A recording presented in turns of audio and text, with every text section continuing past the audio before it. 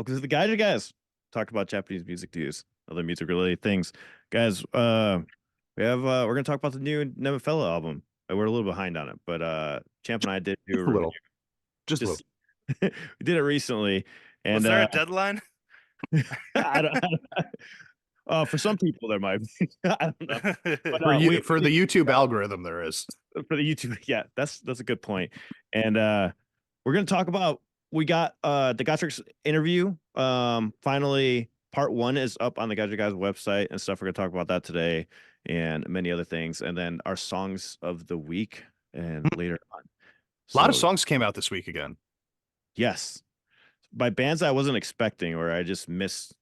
I missed a notification for like Trident. I didn't realize they were coming out with a new song, but it was for a video game. So Sometimes that happens. Sometimes they just drop like promotion stuff and just like totally goes over your radar because it doesn't feel like it was part of the actual, zeitgeist of what we were paying attention to. Yeah.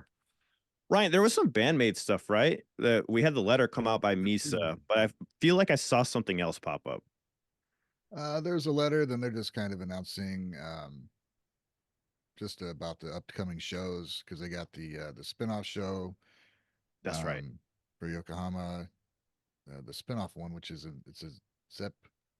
Oh gosh, I remember which place it was. They got that, then they got the hall shows after that. They got the acoustic show.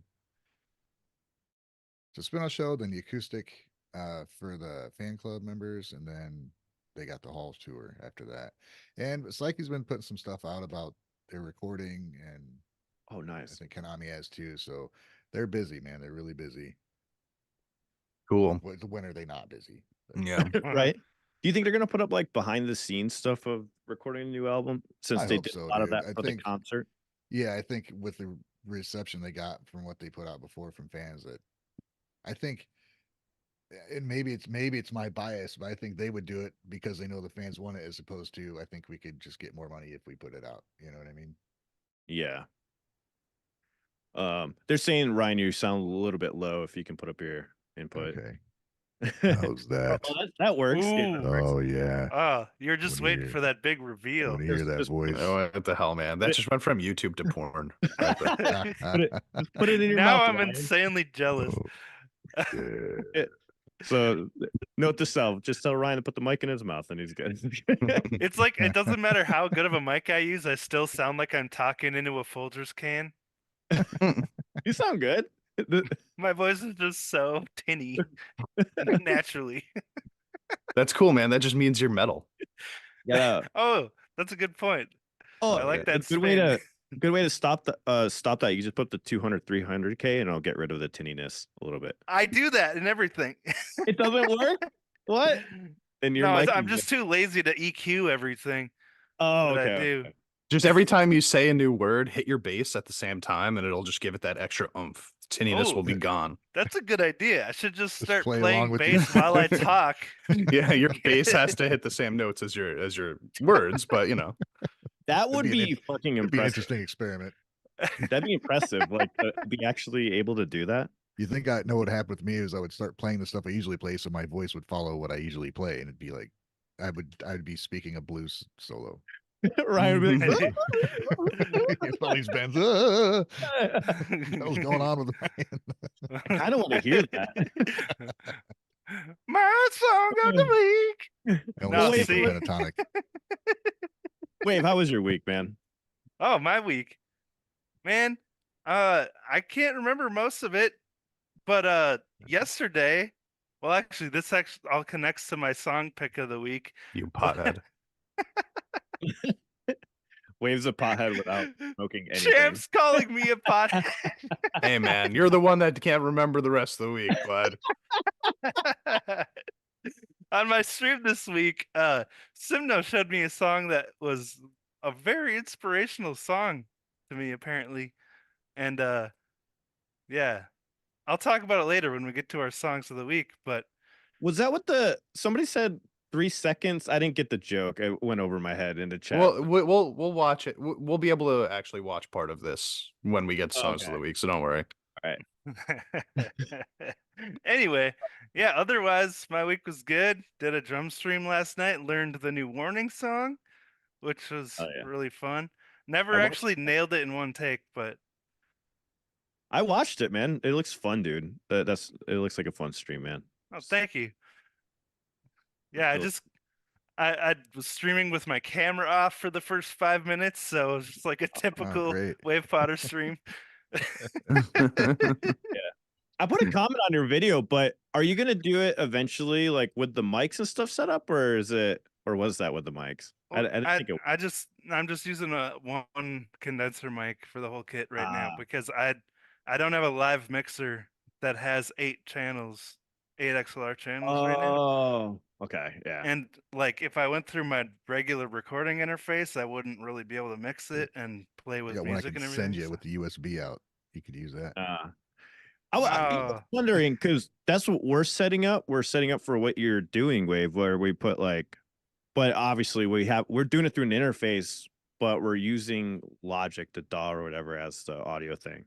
oh, to like mix it Yeah, like live. we mix it ahead of time and we just capture the audio from Logic, and that's how we're doing it. But I don't know if that would work for you because I'm not sure how much power the computer needs to do all that because it is a lot. Well, yeah, that's why I'm using the mixer because I want to be able to play along with music in real time. Hmm.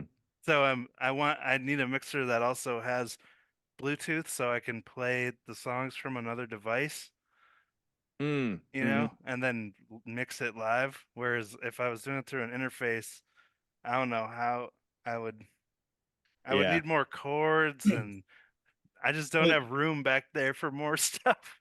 plus you're by yourself, so because like Frank will just play and I'll mix it and be like, all right, there we go, there's the mix for the live setting. Yes. Yeah, it's a little different, you know. Can't You don't mix have while somebody I'm playing there. Yeah, it's a with little hard. myself. I get you. Yeah. Maybe just record like a sample of a song and then mix that sample, then you're like, all right, cool, the plugins and everything all set up, I'll just use this, you know. Oh yeah. Anyway, that's about it for me. How about you guys? Champ, Staying busy, remember man. your week? Champ. Me? Do you remember your week? Yeah, I remember every part of it, baby. Tamp is living. Tamp took a trip to NEMOPHILA's album cover. Yeah, baby, this is where I'm Just staying hanging right now. Nice place. I got kicked out of my place, so NEMOPHILA was nice enough to invite me into their lives. No, obviously I am not home. You can see through my headphones right now the little pieces of the background of where I actually am. I would show you that I am in another place, but there are pictures of people behind me that I don't necessarily want to expose my family members. But You got the yeah. Eric headphones going on right now. I know, right? I've seen that over on the Decodec stream before too. Yeah.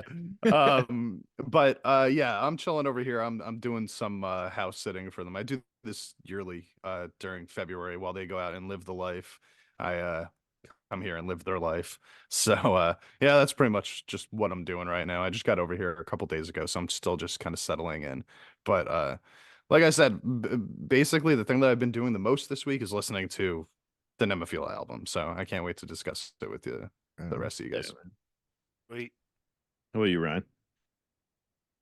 Staying busy, live streaming, scheduled live streams and surprise live streams and just jamming and hearing so much music. I'm getting to the wave point of I don't know what the fuck I've heard, but I'll listen Thank to it you. anyway. It's crazy, dude. Like once I started doing that so much, there's so much music. And sometimes you hear something again, it's like, yeah, I listened to it again, but now I'll listen to it again because you don't remember if you listened to it once 3 weeks ago, you know. Mhm.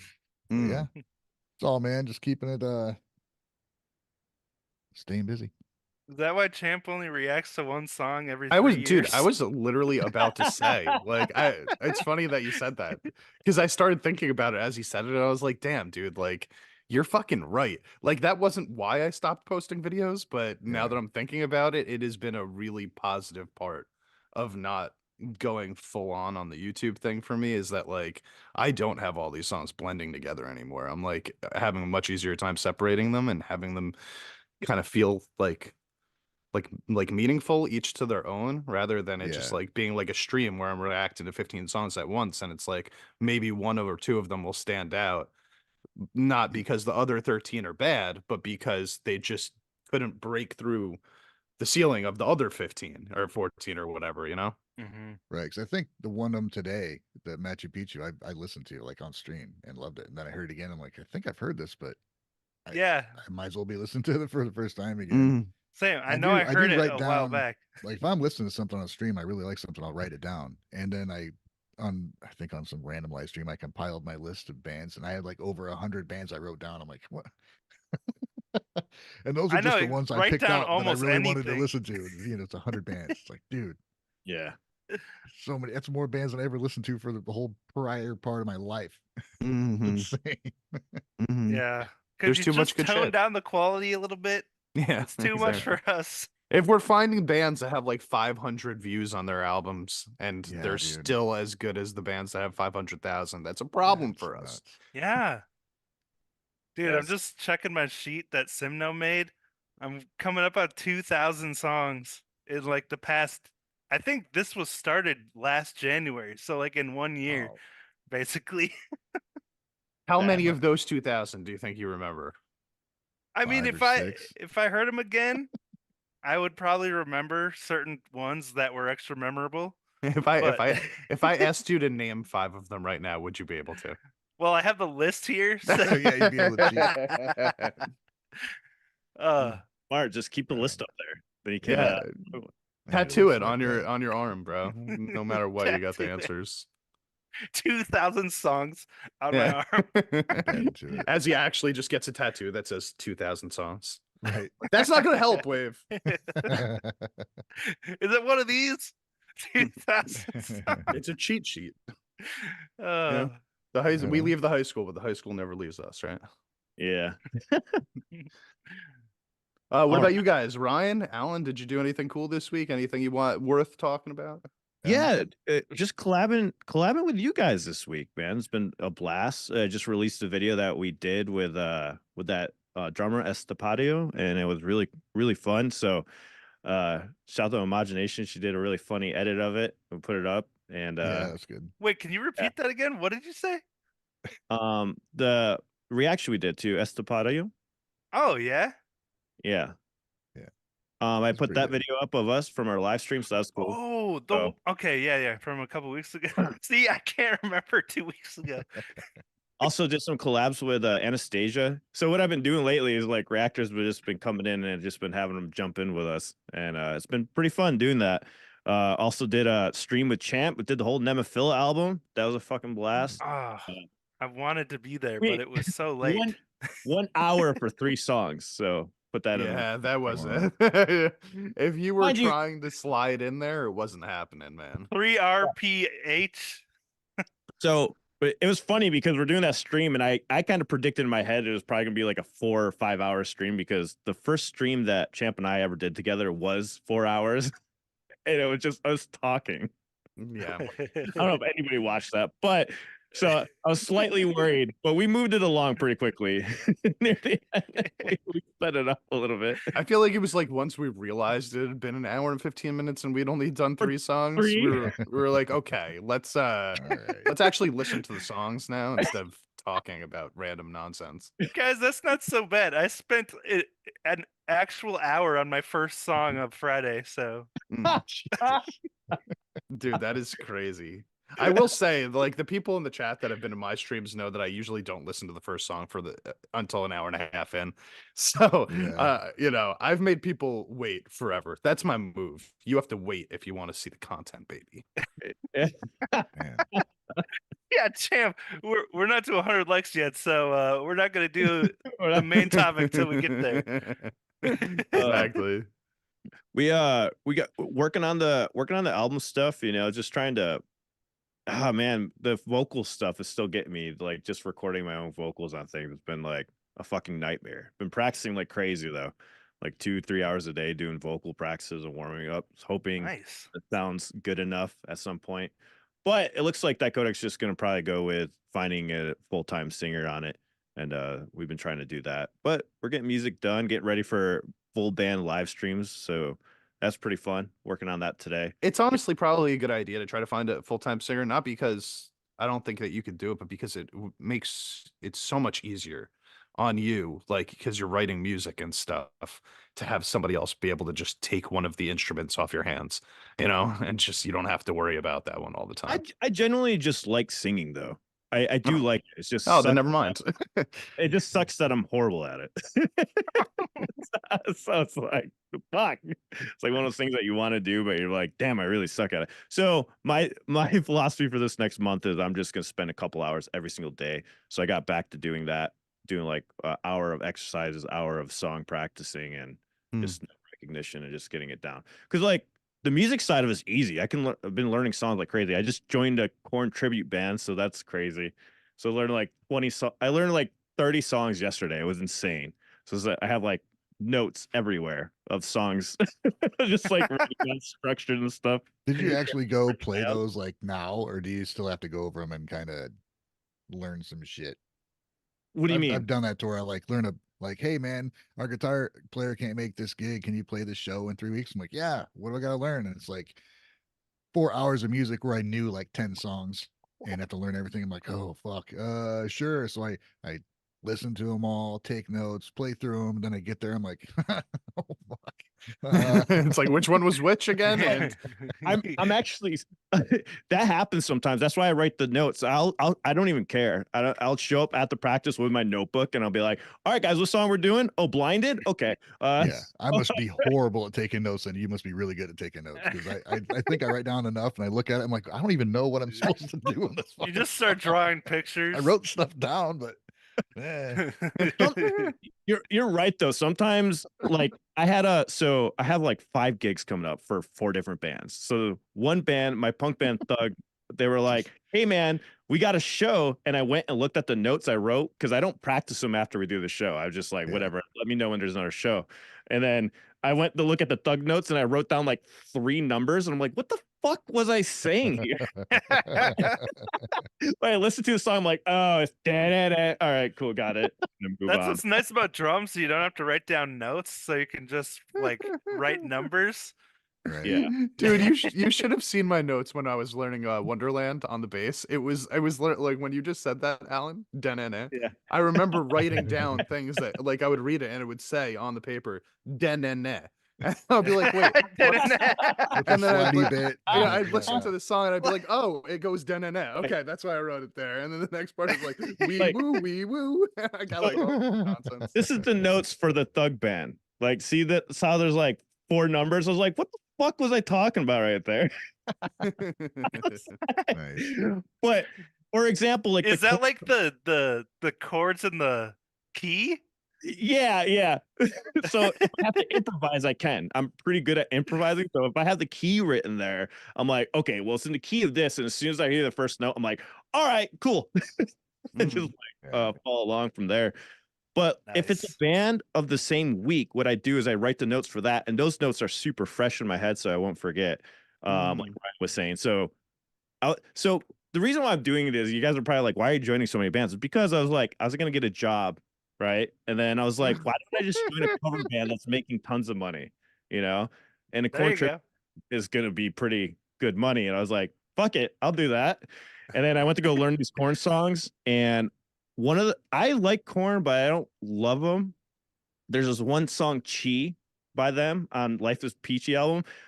I'm sat there wondering how much fucking drugs they did when they wrote that song, because the chords are like right next to each other, but it just sounds like in Dude.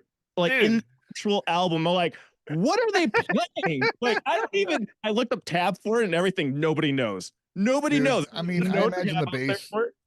His Funny, bass that is was so my fucking reaction to sloppy Machu that it- Picchu. What? What were you saying, Ryan? Okay. bass? Fieldy's bass. You can barely hear notes on that thing anyway. It's so fucking sloppy, and all you hear is the rattle of the strings and bass. like yeah, I don't know. So I can see if it's something that close together, would it really matter at that point? Yeah, right. Yeah, exactly. So that's why I was. That's the only song I'm struggling from the set, and I'm like, "What the fuck is this?" Well, nobody's This gonna song- know, so Yes, just fucking Well, do whatever. but Shoots and Ladders has one of the simplest verses I've ever played in my life. I feel like it's like a kindergartner like learning guitar for the first time. Makes sense. It's It's literally all a nursery power rhymes and chord. shit. Right? True. But it's literally da, da, da, da, the whole verse. It's just ridiculous. I've but anyway. never thought of Korn as a technically proficient band myself. It's all about the feel, man. It's about the About the groove. No, I'll give them this.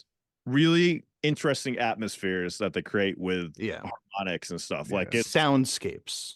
yeah, the soundscapes they create, I'm like, can only be described as you have to be doing drugs to come up with shit like this. Because I can't imagine just sitting there going, maybe it's just me, being like, I'm gonna play one note every 5 seconds, you know, and like let it trail off. And Maybe then they be like, listened to a "Hey, lot of that's- Nirvana before they started playing. Nirvana plays way more than that. Yeah. They play But 2 notes. it's Doo-doo. That's not true at all. Oh, You're- that Yeah, one listen to the song, verse yeah. Just of hating. You're just hating. listen to Just the hating. verse of "Smells Like Teen Shut Spirit." You'll up. hear 2 notes the whole time. I That's promise. all you need, man. Oh, is it? Anyway. Anyway, but that's Fine. what I we want to want. hear. I want to hear you write a song that has 2 notes in it and see how that comes out. I bet you would do a better job than Nirvana. I don't think so. See, you didn't know how to take that right there. You were like, "Wait a minute, he's insulting the band that I like, but he's complimenting me. How do I respond to this right now?" The way I did it. So I don't think so. Am I gonna write Teen Spirit? Fuck no, dude. Yeah, I always trash on that song, but to be fair, they have so many better songs than that. That's just I my agree. go-to easy Kurt pickings right agrees there. too. He didn't like it either. So he's right there with you. Smart man. That's what All I'm right. trying to say. All right. Anyways, NEMOPHILA, new album. Wave's heard. I think Wave, you probably heard most of it and don't even realize it. Really? Actually, yeah, let's go over this. Let's figure out Because- what Wave knows. Because Wave listened to a couple of them with us, with Ryan and I, on the live stream. Because Okay, so two of them. yeah, so he definitely knows Rise because Rise has been out for like a year. Yeah. His face right now makes it seem like he doesn't, He's but like, I'm "Oh, sure yeah." I'm sure that he has heard it several It's times. hilarious. What Right were we now, just talking about? It's super funny that we are telling Wave what he listened to. Yeah. I'm trying to get You've to heard the it, Wave. ends. All right, do you And- recall Night Flight, Wave? I know The you've heard 80s, Night Flight, the 80s. when did we synth listen song. to that? I heard it live first. dude. You went to a NEMOPHILA concert, right? Yeah, did you Oh. go see? Did you see NEMOPHILA? No. Oh, you didn't go. Oh, you Okay. didn't. So They Wave didn't wouldn't have come seen the anywhere live near stuff. me. Oh. Yeah, I'm not seeing Rise, but I'm pretty sure we listened to it together, didn't we? Review together for sure. But Did anyways, we? I don't know. You let's can just look move it up on Moving YouTube. Champ's been listening to it for all week, so I guess he said he has more thoughts about it. But really, it's less about just how I feel about it. I'm just more curious just to discuss it in general, because going into this, we had thoughts and feelings and concerns, and I think Yeah. that even after Ryan heard it a couple weeks ago and we had kind of like just touched base with him, he was like, "I can't wait to hear what you have to say about it," and that like scared me even more, to be honest, because I didn't Oh, know right, if I you should didn't know, like, take what that direction I was positive or thinking you were gonna negatively. go. Yeah, I was like, Yeah. "Oh my god, is he just waiting for me to like shit all over it?" That No, sounds terrible. That's right. Because when I finally listened to it, I listened to it over and over. Like I went through it several times.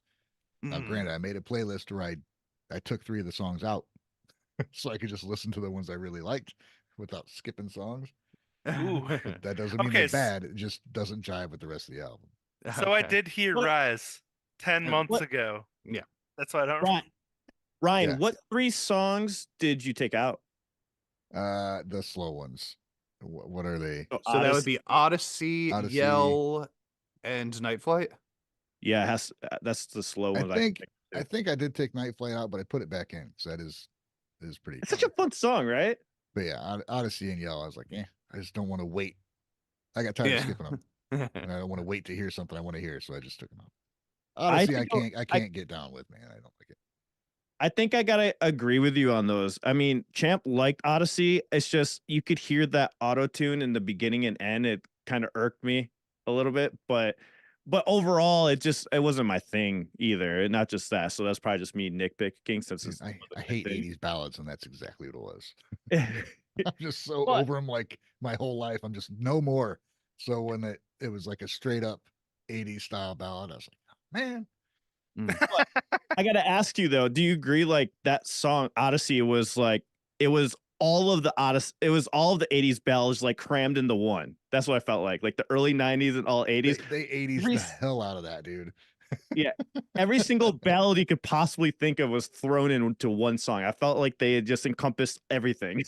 Yeah. All So of the from a ballads. production standpoint, dude, they nailed it. Like they got it. That's what they're going for. They nailed it. And there's a generation of people that are listening to them that may not have heard that stuff. I never want to hear it again. Oh my god, this is hilarious. Chad Kroger, super chat, $9.99. Thanks for your contributions, Ryan. Whoever did that, you are amazing. Also, That's shout out to hilarious, dude. Let's go have a beer, dude. I'll hang out with Chad Kroger.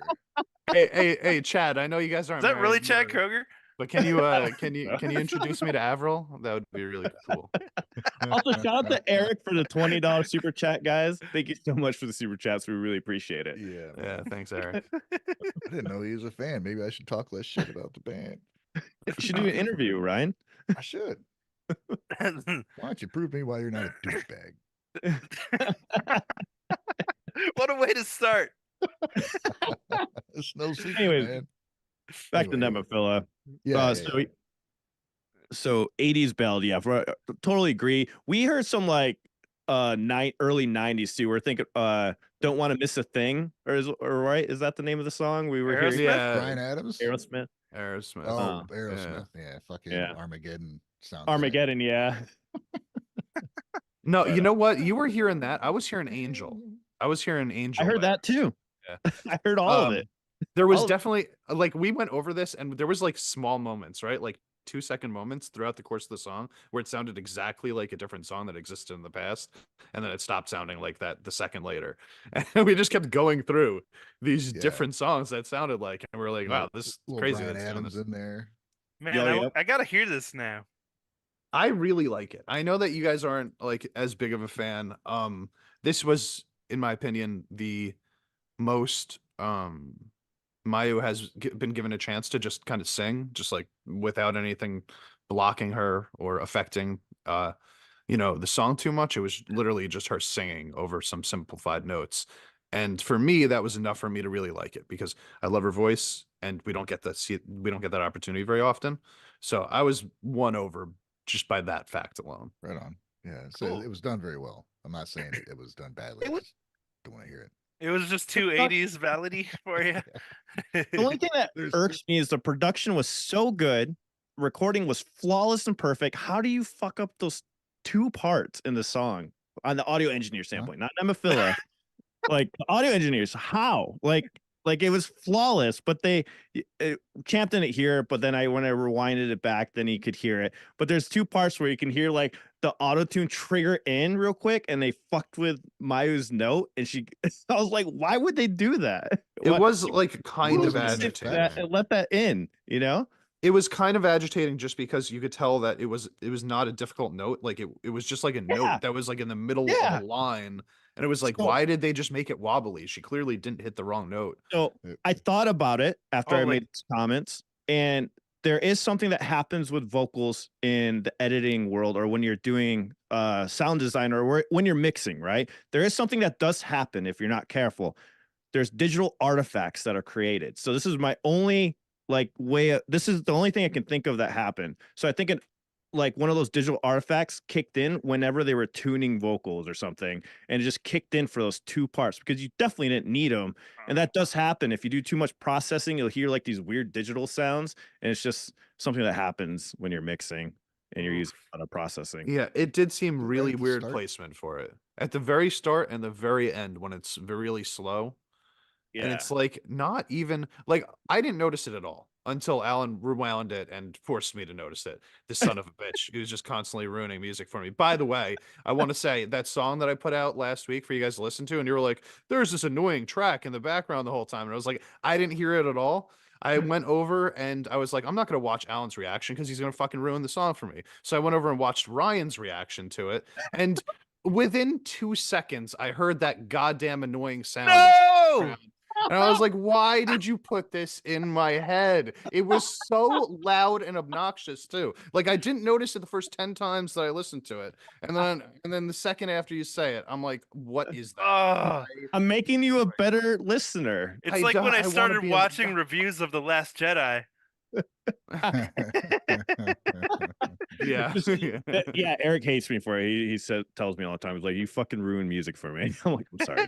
It's such a cool song, and that part is super annoying. You're not wrong about that. Anyway, back to NEMOPHILA. Did you hear it right there, Ryan? Looked like you were listening for it.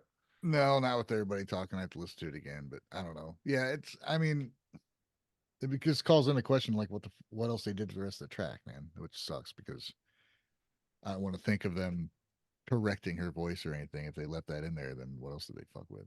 Yeah, I mean, there's a chance that it was on the whole time, and she was just perfect until those couple notes, That's and then the auto.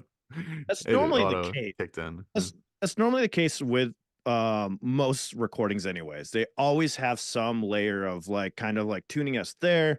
But like I said, I really think it's a digital artifact because there's no way she can't sing that note. And then Yeah, it we've was a weird spot. and I just listened to the live NEMOPHILA, the song, that video that they just released.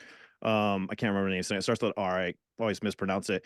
And she can fucking sing. So sometimes I just wonder why they put all that processing on it, because you don't need it. And they could have done it, but I Yeah. guess it might have not fit in the song as well if they didn't use it. Yeah, but I will say, Alan, like I feel like that's it's such a small thing. I like you let it, like it doesn't bother. Like it's like if the song was a 91, it would have went down to like an 89 for that little But- moment. This is So- why ignorance is bliss, you guys. Yeah, I sometimes, know, right? This is what the Um, people that aren't musicians, they tell us when we react to stuff all the time. Like, guys, why are you listening to all that stuff? And it's like, well, because I hear it. You know, I'm Can't like, help it. I got to talk about it. I can't, it's really hard to shut your brain off and just hear, you know, and not think about it. Ryan, what songs did you like from? What were your favorite ones from that album? Mm. Pull up the song list, dude. Because I know they're the ones Haraguchi-san wrote. I guess Amate Ross? I was gonna ask you, did Justice what did you think of Justice more specifically? Because I was curious on your thoughts on that one. Because you remember we heard the preview to that, and that was the one that sounded like the best in the preview. It was near Yeah, that. dude, I liked aside of the ones I took out of the playlist, I just liked all of them. But I like I can't think of the names. God damn it. Oh, do I have the album right here? Should have it right here. I gotta have something I can look at because I don't know from my brain what song was what. I just know they're all freaking great. Amaterasu and the one right after that was I played those probably the most. I gotta go back and listen to those. Give me a goddamn track listing, please. If you go to Google and just type in Evolve, it should pop up. I It is, think- but I got a was that- picture of the fucking Well, album. and While you're finding that, was I confused? Was it Amate Ross? Was that Haraguchi or was it Hazuki? I don't really. Uh, I can't really remember who writes these that songs. wasn't. Yeah, I mean they all have a part in it, but they're all there's somebody else that's doing like arrangements, but they all have like a kind of a feature song, and then I mean they break down who does what in the That in they the like liner seeded notes and the stuff. idea. But there's like an overall arranger, so I think I can see like a lot of ideas being thrown around, and you know these girls are busy as hell anyway, so I guess they have somebody to kind of oversee what's going on. All right, so the song after Amate Ross is Odyssey, so I don't think you're talking about that. No, okay. Well, what's after Odyssey? Alive? Oh yeah, Alive's fucking great. Alive's great. Odyssey, Alive, but even just it kicks off awesome, man. Like it's like the first teaser they put out was they intentionally put out all the lighter bits of each song, and I was like, what? And then when they went live and put out more of it, I was like, oh okay, this could be something like not what I was thinking. And then when I finally heard it, I was like, dude, this is incredible. Yeah. I I thought it was interesting how they kind of. I felt like the track listing was an interesting choice. Yeah. So you really like Enigma, huh? The first song off the Yeah. album. Yeah. That was a weird choice for me because it did throw me off a little bit. It was like highly produced more so than a lot of their other songs, and like a lot of like keyboard stuff, a lot of like post song editing, Wait, post wait, wait, recording wait. editing. You consider it produced because of the keyboard stuff? Because the guitars were raw as hell in there. No, I- because of like how they integrated like, like stops and stuff like that, which were clearly put in after the song was recorded, not while Oh, they're yeah. playing the song. Like editing out moments to create stop sounds and stuff like Yeah. that. Maybe Yeah. they did do it themselves. Maybe they had a kill switch. I mean, it's possible, but I doubt it. I mean, Silk Maybe and they're Minari good. does it, but I mean, so can Yeah. it exactly. Yeah, but so can there's something. they're Yeah, almost I bland. yeah. And I'm only bringing that up because I feel like it made me concerned for the rest of the album right when I started hearing it, that like a lot of the album was going to be like that, where I'd rather just hear the raw sound rather than like a post-edited sound. That being said, that didn't happen for the rest of the album. I saw. So a lot of people Go in the ahead. chat were saying they would have switched Rise and Enigma and just had Yeah. Rise start off the album, and I think I agree with that 100%. Yeah, me too. I don't think it should. I think it was a good song, but it was a middle of the album song. Yes. For sure. It was definitely like a breather or a break of the song, I thought, personally. Yeah, I felt Enigma. the same way. Enigma. That's one I haven't heard yet. So it sounds kind of like Manson-ish, kind of like Nine Inch Nails-ish, but like in a NEMOPHILA style, I guess. It's not exactly like that. So a lot of the songs on this album kind of leaned into a genre for like a little while, at least for part of the song, or as like an Yeah. overall feel, but retained most of the nemophilaness also throughout the course of it. This one was like post grunge industrial, sort of leaning into that area, I would say. Do you agree with that, Ryan? Yeah. Yeah. I mean, it was the synth. Some people were complaining about the amount of synth that was in it, and I think Russ Henry from the Foxholes is really vocal about it, like on every platform, like awful lot of synths for a band that doesn't have a keyboard player in it. It's like, yeah, but they've always had synths in it. Like, Yeah, they've exactly. always used it, and they I don't know, they all play freaking piano anyway, I think. So that didn't bother me. And I think even what was I watching the other day? I caught a live something that had some pretty prevalent synths in the studio recording, but live you could barely hear it. And it's like it doesn't need to be there, but I don't mind it being there. Mm-hmm. How come 'Cause programmers never get any love? Like, well- there's a lot of talent that goes into programming stuff, even if it's Right, not a yeah. real instrument. I want to add to what I thought you were going to say this Wave for a second. No, everybody only gives rock bands shit about putting synths and sound pads in their music for some reason. I Like- think there's a lot going on that people don't hear because Exactly. they bitch about it, but there's so much in there anyway.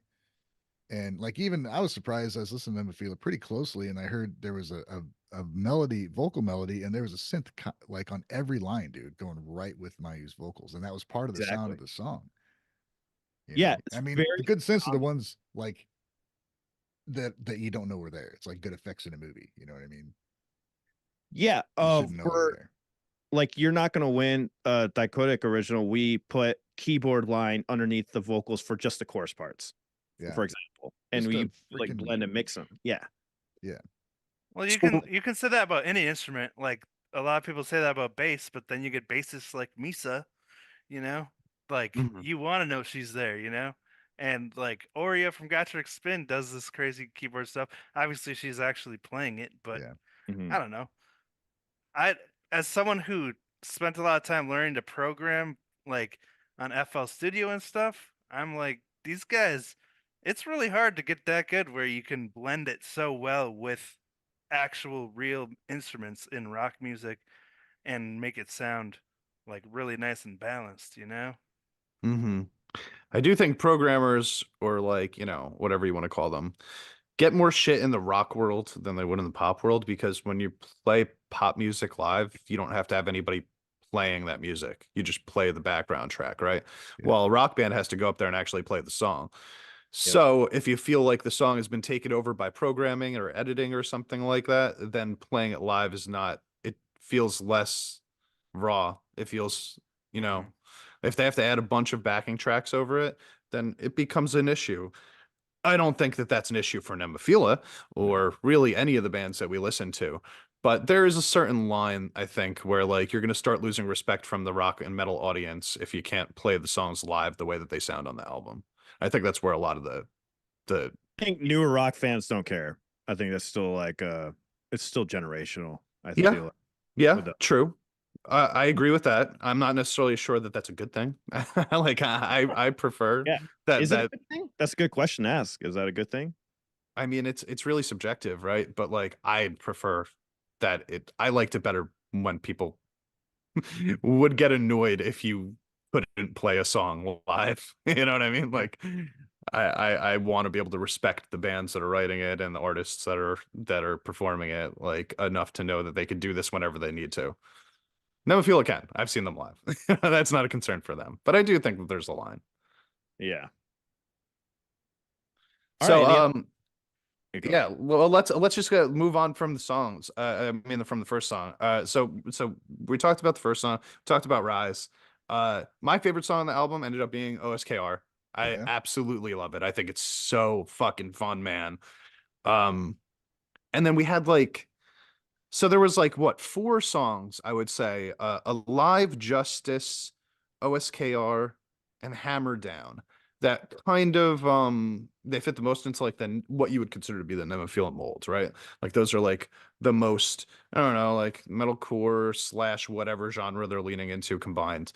And then you had the two ballads, one of them being like that 80s ballad, the Odyssey, and then Yell was more of like what would you say? That's more like a 2000s style ballad, right, Alan? Well, The last one, the one that you Yeah. liked more, the sure. last one. Yeah. When I listen to it again, I feel like equivalent with that song, and I do like it more than Odyssey, but it's definitely I'm with Ryan on that. I'd probably skip those two. Yell and Odyssey, honestly. They just sound I don't want to say they sound generic, but they just sound like I don't know. It's not my thing. I Very just don't want to hear him with the other songs. That's the thing. Like, yeah. Like you know what's gonna happen. And when I listen to yeah, NEMOPHILA, I like not knowing what's gonna happen. And those two songs are kind of there.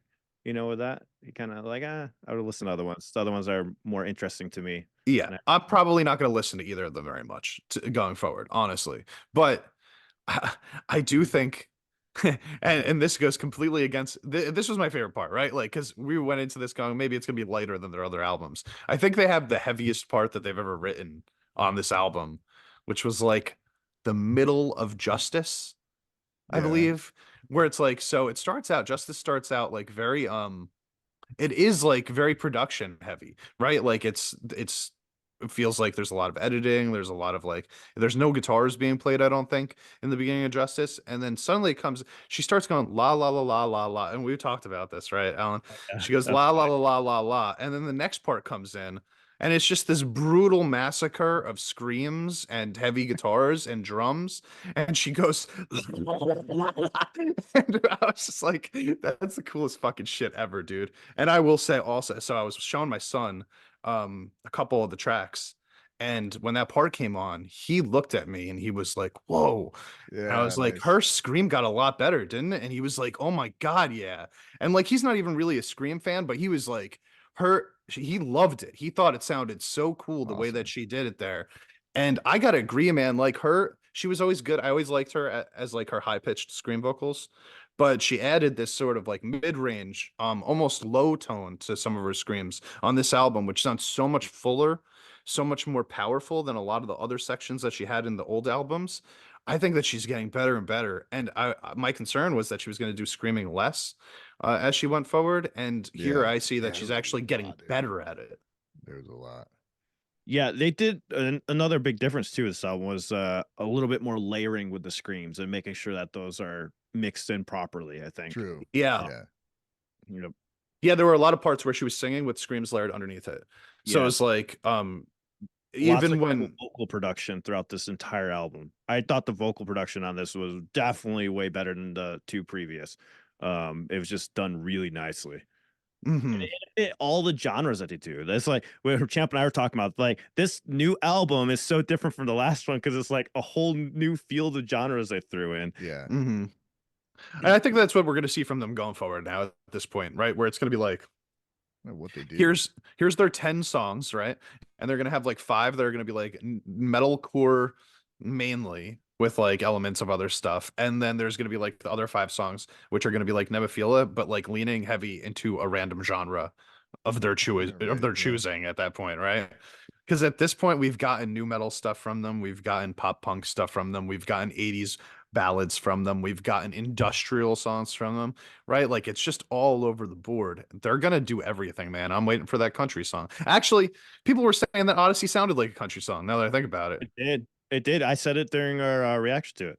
Like It that's sounds like 80s ballad and country. yeah, Yeah. kinda actually. I think after you said that, I was like, damn, you're right. I hear Garth Brooks in this. yes, Like, yeah, that's right. It was Garth Brooks that came yeah. So they're really leaning into whatever the hell they feel like, and I really respect that. You know, I do like that.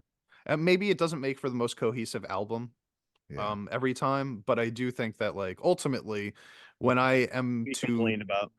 yeah, when I'm gonna make like a mix though, like a NEMOPHILA mix, and just like listen to all my favorite NEMOPHILA songs, that's gonna be like the fucking killer mix. You know what I mean? Like, Chat, what was your top 3 songs off that album? Be curious to hear what you guys have to say. If you're on Spotify, drop us a comment. yeah. Well, what would you say? Like for me, it was OSKR, Justice, and Hammer Down. I think were my 3 favorites. I have no clue. I have to listen to it again. I only listened to that one time that you and I checked out, and then I heard a couple of the songs afterwards. But yeah. I I think wanna Alive do a might proper be I just gave myself a refresher on Alive, and I fucking love that. But Alive and Amaterasu, and I gotta hear Hammer Down again. I mean, right Yeah, off the Hammer bat, though, Down. that's pretty cool because we chose the first 2 songs that we chose were different songs, right? So that just Yeah. goes to show you that it's appealing to different people in different Nice. ways. I mean, still comparatively to a lot of big bands, they have so many more great songs than you would usually see from one band Mm-hmm. Mm-hmm. in their Yeah, catalog. Dragonfly, you're right. He says, "Don't forget Rise." I am forgetting Rise because like I do. Yeah, that's I awesome think too, maybe dude. Rise is like the best God. like metal song on the album, just like straight up metal song on the album. But I'm not choosing it because I've been listening to it for a year. You know, so like I'm almost like ignoring the. Rise No. is your classic NEMOPHILA. I feel like that's like the full-on NEMOPHILA sound, you know? Yeah, it's Dissension. It's Seize Dissension, the Fate. Rise, Seize the Fate, yeah. It's those songs, right? But it's been out for a year, so like it's just it feels like it's not even really a part of this album. Like I'm skipping it when I listen to the rest of the album at this point, just because the other ones are fresh and new, and this one's not anymore. You know, Night Flight's old too. Apparently, somebody said that they wrote it before they even put out their first album. I was like, what? Is that true? Rise? I believe that. No, Night Flight. Night I Flight? believe Oh, that. yeah. Interesting. I want to hear Blooming. God damn it! By BAND-MAID? No, by NEMOPHILA. I don't think I know that Haraguchi song. song seems like this. Sings a cool vocal on it, like almost spoken word, like a fest. It's just a fast, cool vocal, and then May just start screaming. It's a great song, dude. They do it. There's a live video out that they did, and it's a cool fucking song, dude. But it's been out for like 2 years or whatever. Hmm. I Like think I they've had did it see that. the last Somebody 2 albums. They haven't put it on there. I'm like, come on, put Blooming on there. Huh. I didn't realize that Uh, wasn't on an album. I didn't realize that was a song. It's awesome. Yeah, I think that was correct me if I'm wrong, chat. I think Dragonfly might have been in that stream. I think Eric and I just checked out that song, if I'm not mistaken, or that could have been a different one. I'm not sure how many songs they have out that they put on the album yet. We just checked out one song, and it could be that, could not. Yeah. That was Breaking. Okay, yeah, it wasn't that one. All right. So So they have a couple songs that aren't even on albums yet Yeah. that are out there. So what would you say, guys that have listened to this album, out of the 3 albums that they've put out, where are you slotting this one? I consider Seize the Fate and this one equal, straight up equal, And then then the other album. the other one after that? Yeah. So because they're exact same quality, exact same awesome songs, you know, like it's a great mix of different genres. They're like very the same, you know, same type of way of going about it. That's how I view it. Mm-hmm. Ryan? Okay, we just ignore the cover album. Yeah, that's I don't like the. I wish they would put in like get the singles out of the albums when you look up albums on freaking YouTube. There's so many goddamn singles. It's like, where's the fucking album? Just Yeah. playing the game. Because it was what was the first one? God damn it! Dude, Blooming is sick. Holy crap. You I checking forgot it about out? this one. Blooming. I I think can't. doesn't recall. Evolve sound kind of sounds just thicker. Like there's something about the guitars and the bass. It just I I think have to on go Oh. back and listen to Reviving It. album it had less synths, right? On the very first one. That one was more just the instruments and stuff, if I Oh, it's remember just- correctly. So if it's just it might have been Revive, more Seas of background. Fate, and Evolve, right? Yeah. Okay.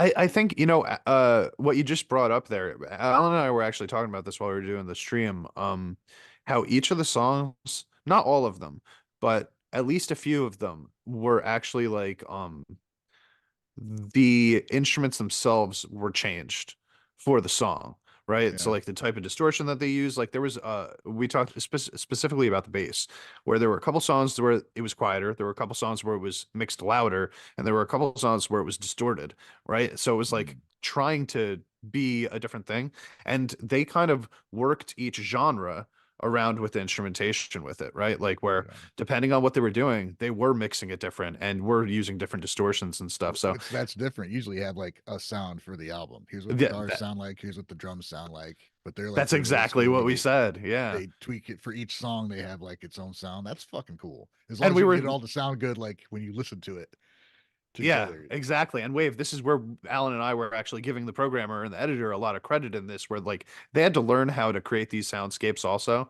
Like the editor, the producer had to know how to do each of these genres in order to, replicate the feeling behind it. So that guy or team or girl or whatever had to do way more work than you would have to do normally for just an album where everybody uses the same sound for the whole thing.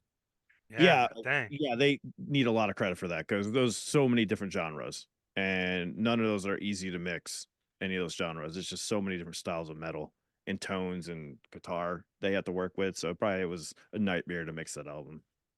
Yeah, yeah, exactly. I think this is probably I like all their albums a lot. Yeah. And I have not found any of them to be like lesser than the others. So I'm struggling to actually put them in any kind of order. I have like that sort of like there's a nostalgia for the first one, and then there's recency bias for this one. So I kind of feel like Seize the Fate might be getting the shaft for me right now, but not because it's any worse, just because it's just not got that specialness to it right at this moment. But ultimately they're all fucking, 9 out of 10s for me. So I fucking love this band. I love this album. Sweet. All right, I want to Ryan, listen nice. to this album, like do a live stream this week and listen to the full album. Just get it.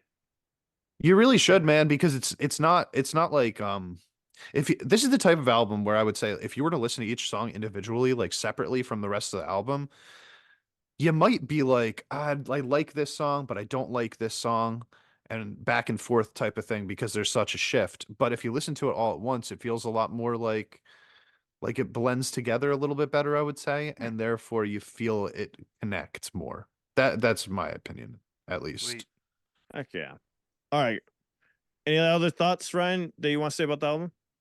No, man. I gotta listen to it again. I think, Same. but overall, anything Haraguchi-san writes is like my favorite on the albums. whatever Yeah. whatever element she puts into it, she puts in a little bit of more electronic stuff into it, some like little hip hop feel sometimes almost, but then they're just heavy as fuck. Can I So can I just bring love some? what she does. Which songs did she write again? I because I'm not really familiar with which ones are her. Just the heaviest ones. So The hypnosis is hers, I think. Oh yeah, Right? fucking love that song. Hypnosis is one of my favorites. Yeah. Oh yeah. So yes, champ. I'm just wondering how you guys feel about this as like a general thing. I'm sorry, my Alexa is going nuts right now. I don't know if you could hear that. How do you feel about the fact that they use outside writers so consistently? I think they have a team that works with the band Mhm. because they manage to be pretty consistent. And I think the ones where you see it's somebody else, it's blatantly obvious. Like with Odyssey, there's somebody there who wasn't there. It wasn't like a regular. Mhm. It used to kind of bug me, but I think with how talented they all are, if they really wanted to do it just themselves, they would. Maybe it's just like they can get more done if they can like here's an idea and have somebody kind of flesh it out and arrange it and be like, yeah, you're right, this sounds good. Because I don't know. I'm curious to know what the involvement is with everybody, but I think at this point, 3 albums where they've had a pretty consistent team. I think they may be like, well, why would we change it? It just works. From what I read, they write their riffs, they put them in, and they're pretty much treated as producers, their team Mm-hmm. that are on there. And I think every band should have a producer that's looking on the outside. Even BAND-MAID has a producer. I mean, yeah, they have their main people, but we looked it up on stream. It's just really, and I can't remember their name, the producer for BAND-MAID, but they do have one. And I think that's essential to have an outside opinion, because sometimes you get stuck in your world, right? You're writing the songs and you put them together, but then you have somebody else look at it and they're like, "Hey, maybe you just shift this around, put this around." That's what I think the writers are actually doing. Other than Odyssey, Odyssey just sounds like somebody really they had more of a say in it. But I think they're essentially just producers. I'm not sure why they're written as writers, but they sound like they're producing. They're help producing and stuff like that. I think they send the riffs, and those are people are just helping them reorganize or order I mean, them. some of the lyrics are literally written by somebody else. I mean, Oh, the actual lyrics. I thought you were talking about like, but no, I'm just adding that. Like there are like literal writers, and there's people that are mentioned as arranged by. okay, So okay. like what you're saying, yeah, it's pretty much a production thing. Like, hey, what if we do this? What if we do that? So they're all involved. It's not like somebody's like, Hazuki, you do this, Saki, you do this. It's like more Mhm. of a tweaking aspect as opposed to designating what they do. Yeah. Mhm. Like I I said, think they wouldn't if they didn't like what was going on, they just wouldn't do it. yeah. I think people are maybe not gonna um I don't want to say agree, but maybe not have the same feelings as me on this one. I think it's only part of this band that takes it down slightly a notch for me. And it's because, it took me so long to get used to when I started listening to like K-pop and stuff. And I was like, wow, really talented people over here, right? Like really talented production. It took me a while to get used to the idea that, all right, most of these pop stars and stuff, they're not writing their stuff. They've got a team behind it. And then I had to I had to accept that. And now I do. And I'm perfectly okay with it.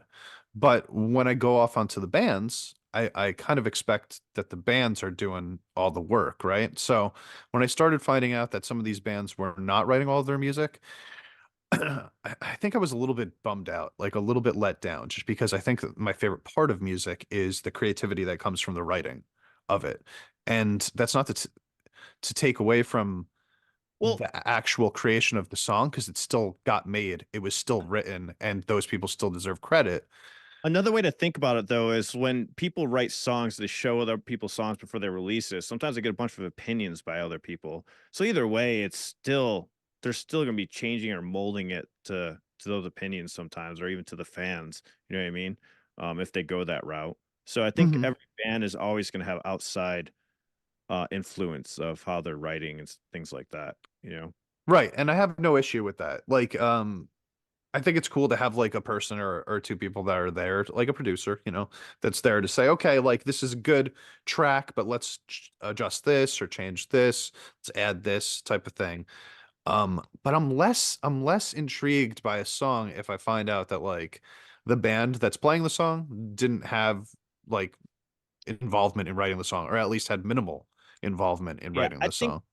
But in the most cases, what I mean is like most bands do about 90 to 80% of it, but there's always that 20%, of I other guess I people. wish I could find out how much it actually was, you know?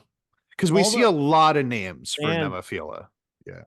True, they do have a lot of names, but any band you look at, I remember looking at old school albums, you would see on the back like all these extra like producers for Mhm. specific songs. Yeah. So I don't think NEMOPHILA is the only band that has a wide no. range of producers, you know, because It's even definitely not.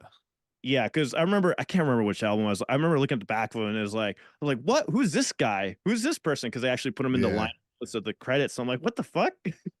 And I think that one of the things is that it was probably more common than we know back in the day, and they just weren't getting as much credit for it.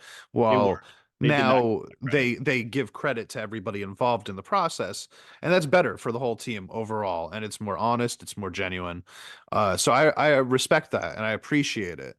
I guess Because back then they just had it written on a piece of paper in the notes, right? And nowadays right. people like to look up all the information of the music in the actual like when it's online. So I think that's why they're getting more credit. They're not Also, necessarily mentioned more, but back then when you didn't have internet, people were just like they just assumed that the bands wrote everything and did everything themselves, or the people that didn't read the book, the little liner notes or Liner whatnot. notes, yeah. But, yeah. I do think intellectual property is also like a more strict business nowadays. So it's like if you're going to be involved in any kind of process when it comes to writing, it's like legal, more legally obligated to give them credit, or at least you're avoiding a potential issue if by not giving them credit. Well, back in the day, I don't think it was as strict, you know, copyright, IP laws, stuff like that. It was a lot more like, you know, people would get in lawsuits every once in a while, but after the lawsuits over the last 30 years of people sampling, stuff like that, using you know, people not getting credit on albums, I think that they're more obvious about what they're doing nowadays. All that being said, um, you know, I guess I've never been in a band that's ever like, you know, used outside writers and stuff like that. And my bands have all failed, so probably that's why. But yeah, I don't know. I don't know if I would like if I was in a band, if you guys were in a band, for example, and somebody like wrote a song for you, would you feel as comfortable playing that song as part of your set, or if it, as you would if you wrote the song yourself, or the band that you're in wrote the song? If I really like it, I mean, I don't know. I don't know. I mean, if it's something you really like to play and you enjoy it, like hell yeah, this is a great song, then I don't know why you wouldn't. Well, I didn't write it. Fuck it. Then you all you're gonna do is try and write something that sounds like that. So you might as well fucking play it if it's given to you. I mean, Right. I show people my songs to get that feedback. For example, showed Ryan If It Must. He said, "Hey Alan, what about this for a chorus melody? Absolutely loved it. I'm gonna use it because I fucking love it." You know? So I think that's really important. I wish I did that Get when I was credit for that? playing in bands, you know? Of course. When I wish I did that earlier because sometimes you get stuck and you're just like, well, instead of just sitting there, let me have someone else here. Maybe that might inspire them. Yeah. I don't think there's anything wrong with it as long as you love doing it. I know for that song in particular, I absolutely love singing the chorus the way that Ryan presented it. You know, we've had like 3 other melodies that was like, and I was like, oh, that was badass. Love doing it like that. I'm gonna do it like this, you know. So Right. I really think an outside opinion is always important. And I think bands do that without even knowing it. Because as a band, I don't know if you did this, champ, but I would always show my friends the songs. Of And my course. friends would always say something. They'd be like, bro, you should do that chug an extra time right there. Or you should do this first. And I'd be like, that's a cool idea. And I did it. They might not get credit. I don't know. I don't know. We didn't think about it as 16-year-olds, you know. We weren't Right. thinking about like, oh, they produced it, but essentially you have Yeah, all that's little producers around you. yeah, that's what you're doing. And that's Yeah. what I'm wondering. Like, if that's what's happening, or even a little more than that, I have absolutely no issue with that type of thing. I think that It 100% happens though. There's Yeah, a lot but of I, sorry. I guess I'm just kind of like wondering, like, how often are like songs like 90% written by an outside person that's not actually playing in the band?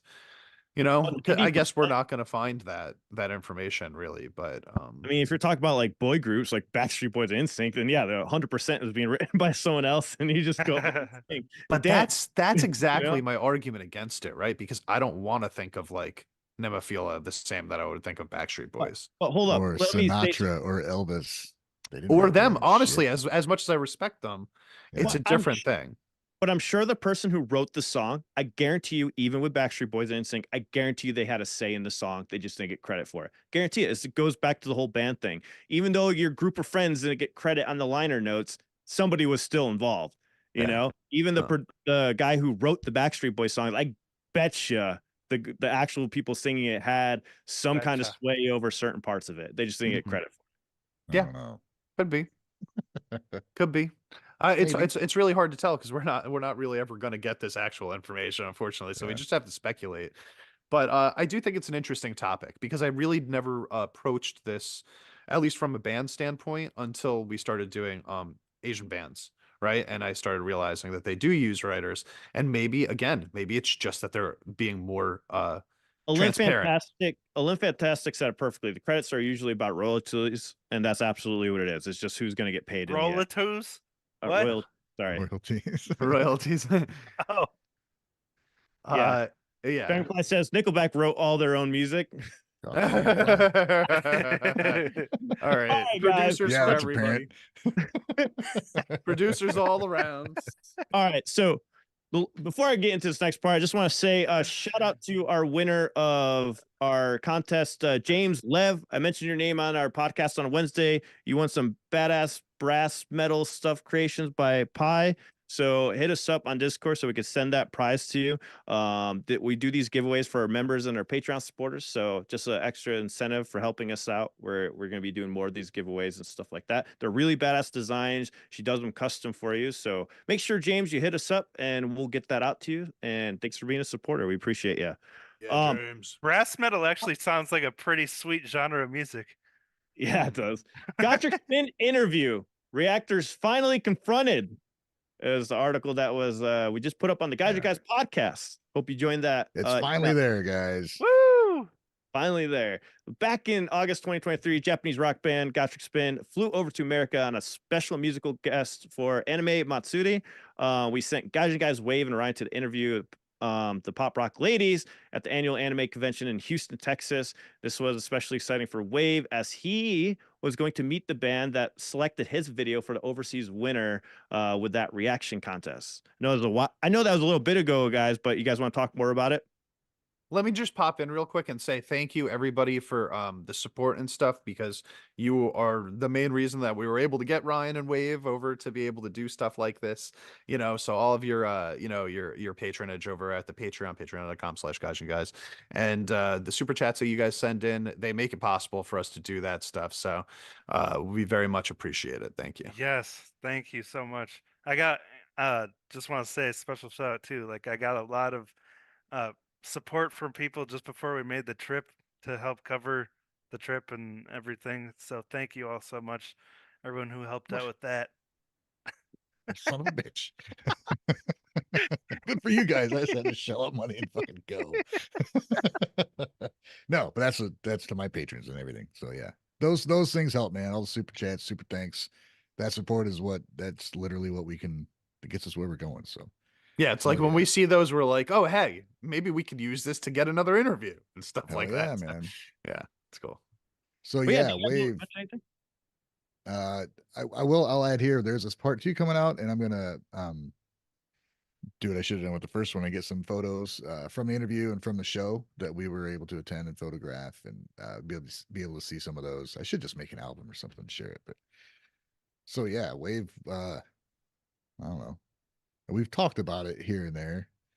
Yeah. But I mean, reading through it again, dude, it was you learn a lot about the band and how they work, that's what I always want to know is like, I want to know what happens with the band with this many talented people when they, who brings a song where, and we ask them that, or you ask them that, and they're like, it's too complicated. So we broke it down to like one song, and I was like, wait, can we just ask them about Mindset?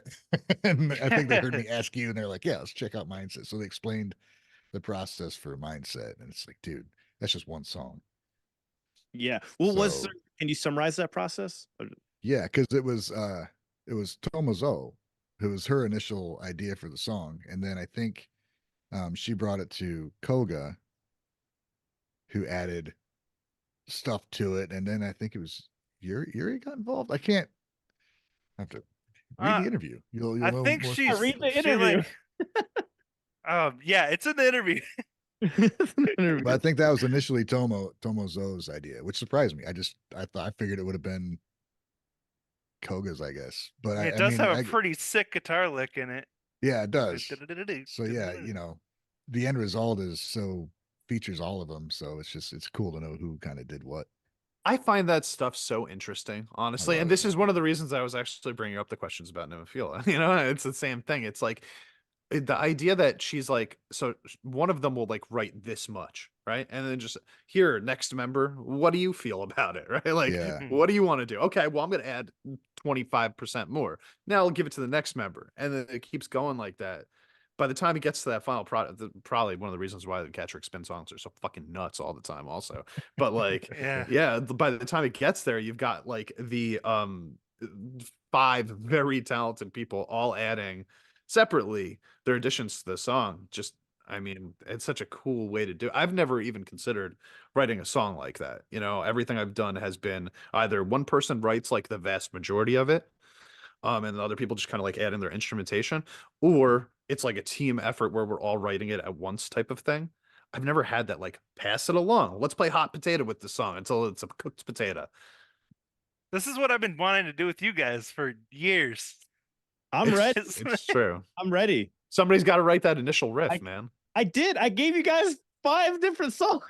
You gave us like fully completed songs. No, those are just ideas, though. Those are just ideas. They're not actual fleshed out things. Like, so what I do is I just write a bunch of stuff, put them together, and like, hey, we pick it apart, put it together. Right. Hey, Yeah. thank you, Michael Mintz, for the $20 super chat. Really appreciate that, my dude. Very, very Oh much. yeah, thank you, Michael. So, Um, go ahead, Wave. but yeah, this was like right before I got sick. Well, I mean, I was sick. I didn't realize how sick I was. So like the interview, I was so stressed out and tense because I didn't realize my blood pressure was probably, you know, I was Shit, about yeah, to that was die like when I was there. And like I was so nervous, so sweaty, like could barely talk. And Yuri just like looked at me and she's like, "It's okay, you don't need to be nervous." And I was like, "What the heck?" Did it help or did that make you more nervous? No, it did help Okay, good. because it was like, it just reminded me, oh yeah, they're just people, you know. yeah, Like I'm so used to seeing them on screen and being like, these are in legendary awe. rock stars, you know. I think what grounded me and my view of them was when you'd asked a question and um uh Kevin had asked the band, and then he got a phone call he had to take, so he was on that for a minute or two, and Hannah had her phone and she was talking into it and looking at it, and kind of looking at us, and then she'd do it again, and then she turned the phone around and played it and answered the question. Like, she was worried that we were waiting for this answer from Kevin because he was busy, and so she like took it upon herself to make sure we got it, And I was like, right, that's so fucking cool, man. Just to be like, and then she played it and she's like, "Do you understand?" I'm like, "Yeah, I understand. Thank you." Like And she then- was she was thinking about it too. Like she Yeah. had concern also, like a regular human being would. Right, Yeah. right. Yeah. And Yeah. That's It's, what he meanwhile, was. we're just happy to be there. We weren't Yeah. impatient, But Oh, yeah. that's yeah, cool, man. really glad. Thank you so much to Ryan and Andrew for helping get the final interview up and translated and into text form. So Yeah, recording wasn't as good as we had hoped it was, and took a little bit of using some different programs to get it sorted out. But Yeah, guys, and I put the link for the article, and here's the link to join the list, so you'll get posted right when that article comes out. Another article also on here is Atarashi Gakko Headbang in Style with Toriansi video. I forgot to check this Okay. one. I checked out all the other ones we had planned for today, but not this one. Have you guys heard this song yet? I've heard it. no. What did you guys- Yes. It's nice. It's catchy. That's It's kind of exactly how I was, dude.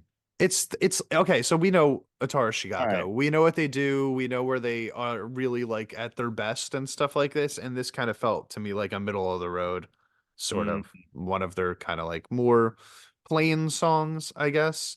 It was like written in the way that like Pineapple Kryptonite was written, in that it's not like overtly done. There's nothing super out of the ordinary about it, but this one didn't have the same sort of like memorable vocal melody for me that like Yeah. Pineapple Kryptonite had. Well, Real tone I'm of already voice. on the fence about this band, so this definitely does not help me want to go listen to this.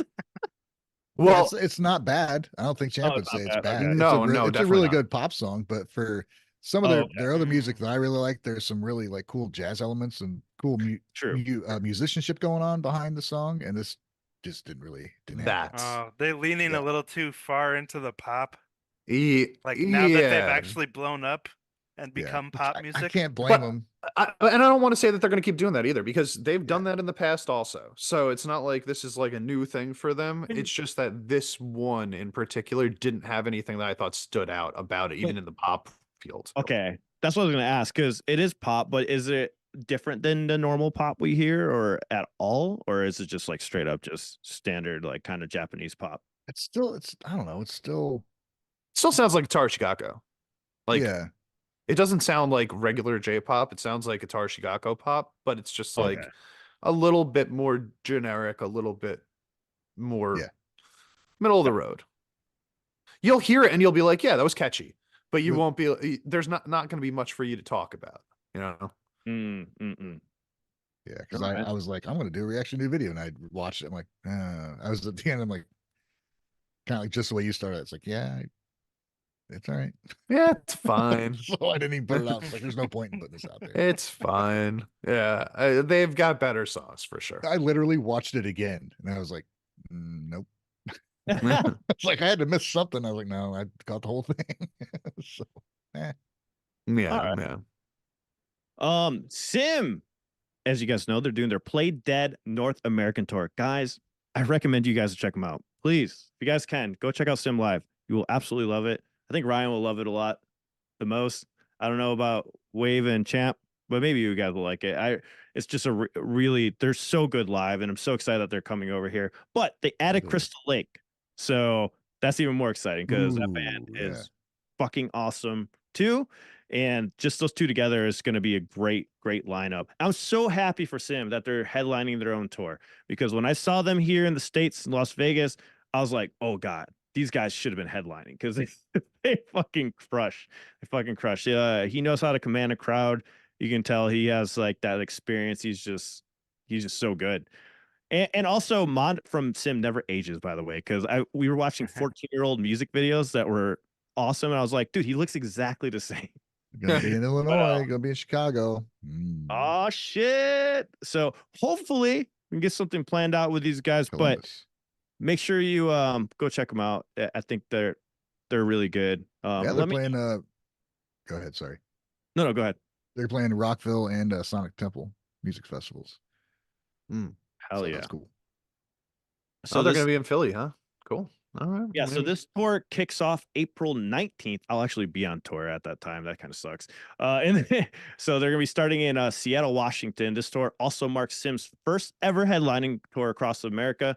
Powerhouse's SiM and Crystal Lake team up with American rock band Fame on Fire and Slovenian, I think I said right, rock band Within Destruction for a massive 23 stops across North America. Now, the last tour they did, it was a 4-band tour also.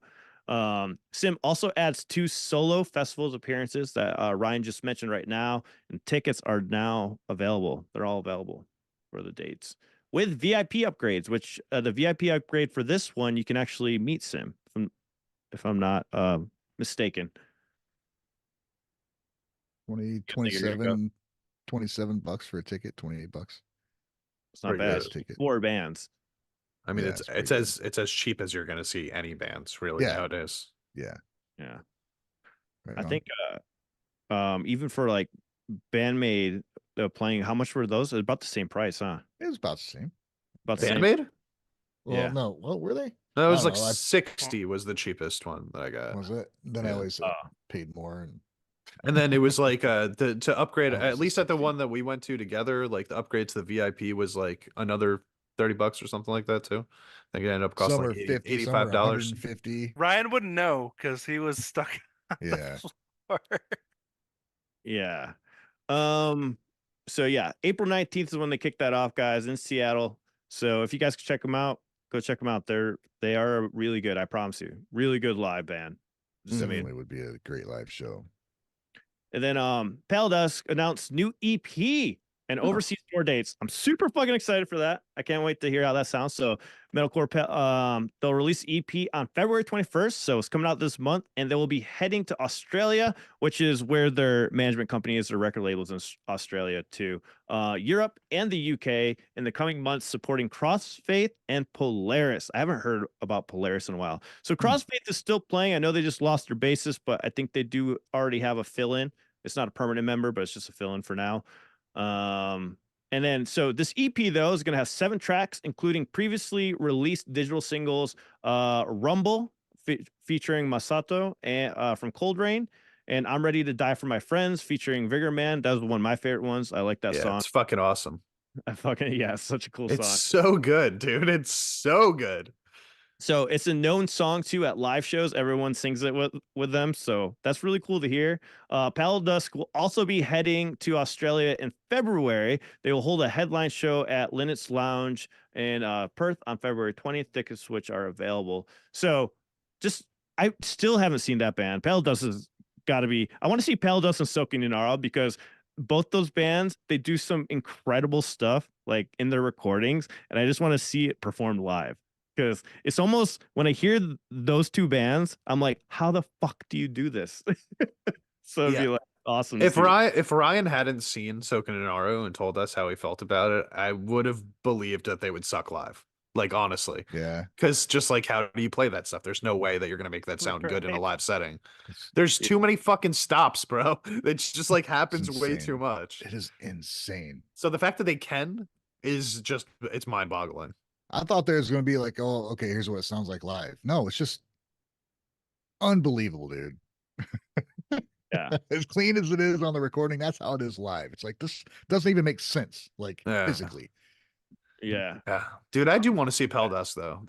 They're fucking, I'm liking them more and more every time I hear one of their songs. Yeah. Who wrote that article, by the way? Was that from J-Rock News or was that from our website? No, it's from Jam. Okay. I'm just curious, like, would you consider them a metalcore band as they call them there? No, I mean, they're like the evolved on crack version. Is it post metalcore? Post metalcore, is that a thing? Yeah, I guess they created it. Metalcore and new metal combined, but on crack. Right. Crackcore? Oh yeah. Crackcore. Metal crack. It has progressive metal too, so it's like I don't know. There's also pop in it, crackcore. That's what I'm going with. Pale Dusk is crackcore. Yeah, there you go. Crackcore. They got pop sections. Someone clip that. It's if you do maybe the person who did crack, but they're organized. So Pale Dust is a bunch of organized crackheads. Like crackheads that are also accountants. That sounds horrible. We're complimenting it. It's just insane. We can't fathom it, so we just assume. Yeah, exactly. All right. Brideer coming out with some new stuff on the 14th. Nice. Valentine's Day over here. YouTube live streaming. So I think they've done a live stream before, but I don't think they've done one in quite a bit. Correct me if I'm wrong, chat, but they have a live stream that's starting. They'll be on the 14th at 8:30 p.m. I'm assuming that's Japan time. Sweet. And they'll have a special membership limited delivery also afterwards. So make sure you catch it live if you don't have a membership, because they're going to take it down afterwards. They're one of the coolest idol bands, I think. Like top 5. I haven't heard I've heard songs by them. I just haven't been a big fan of it, but I'm assuming they're doing newer music if they're doing these newer tours and stuff. Have you guys heard any of their new stuff? Or chat? Brideer?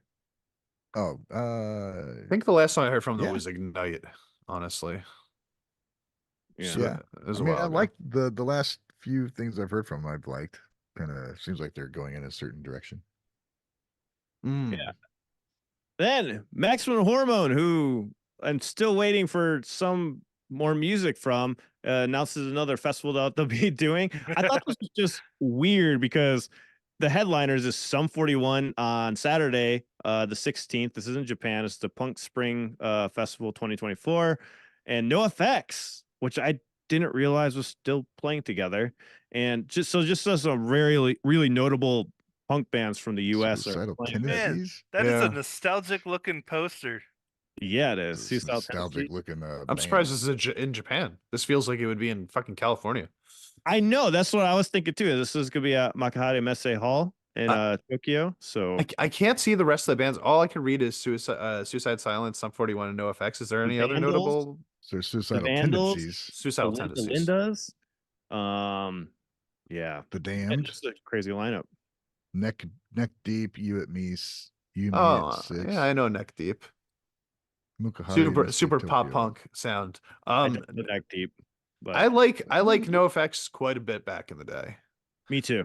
Me They too. had this one song called The Decline, which was like a 8-minute sort of like epic written in punk version, which is just like, still probably to this day the only song that I've ever heard like written in a punk style that has that kind of feeling before. My favorite pair up though, or team up, and I wish they were on the same day, is Maximum Hormone and Suicidal Tendencies. 100%. The other bands are way more on the popular side compared to those two bands. Yeah, Like, definitely. Maximum Well, no- Hormone's gonna like bash people's faces in with their heavy stuff. Yeah. And I don't know what Suicidal's playing these days when they go live. I'm not sure what, because they have Yeah, I a don't know either. wide range of genres. So Yeah, who do they have on bass now? Because Robert's not playing bass with them I anymore. don't know, dude. So- Could be his kid. I think his kid's playing. Oh I'm shit! not positive on that, but I know he plays bass.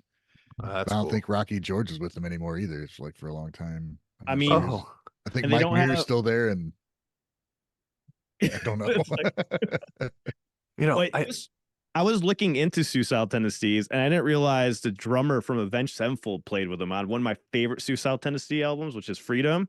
And I was wondering why the drums were so fucking awesome on that. Yeah, the drummer from Avenged Sevenfold, the new one. Yeah.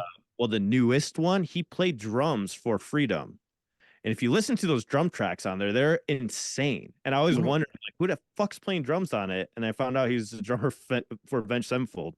Oh now. man, I put suicidal tendencies in Google, and it's like help is available. Call this helpline. Like, nah, I just want to talk about the band, man.